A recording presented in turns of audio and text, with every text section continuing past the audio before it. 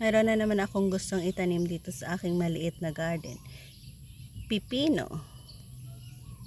Yan. So, nilagyan natin yan ng tubig for 3 days. Tapos, nag-sprout na siya. And, ready na natin yan i-transplant sa ating. Yan. Meron ako ditong ginawang 1, 2, 3, 4, 5, 6 mga used na black planters. Yan, nilalagyan lang natin ng lupa galing din dito, and then every dalawang itanim natin dyan. Ganyan. Kuha tayo dito ng 2 piraso. Yan. Ang iba dyan is pwede nating i-direct planting sa lupa na lang. Pero gagawa muna tayo dito ng ganyan. So meron na yan 2. Kuha ulit tayo dyan 2. Tig 2 lang.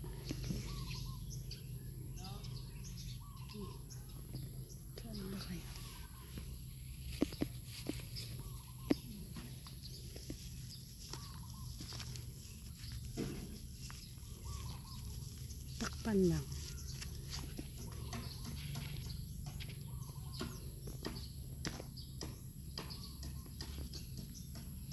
Mabilis lang ito. Kasi nga alam na natin na gamot na ito or ugat na yan. Gamot.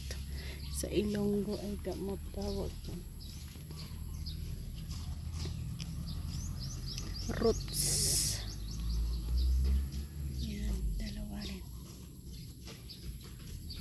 Marami pala. Dito 2 rin. Ay, napadami yata. Yan 2 rin. Balik natin ang sobra. Sure na kasi yan na matutubo na yan. Dito 2 rin. Yan.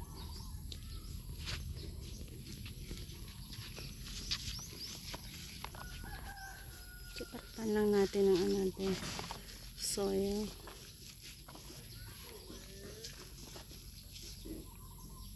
At aabang tayo, i-update ko na rin kayo kung ano ang lagay niya time to time or day to day.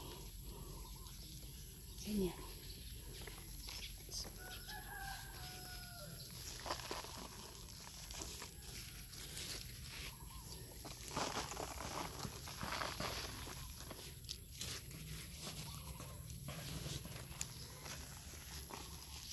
So yan, meron pa tayo madami dito natira pa.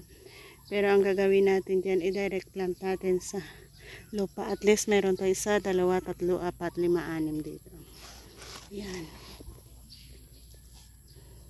Ito ay pipino.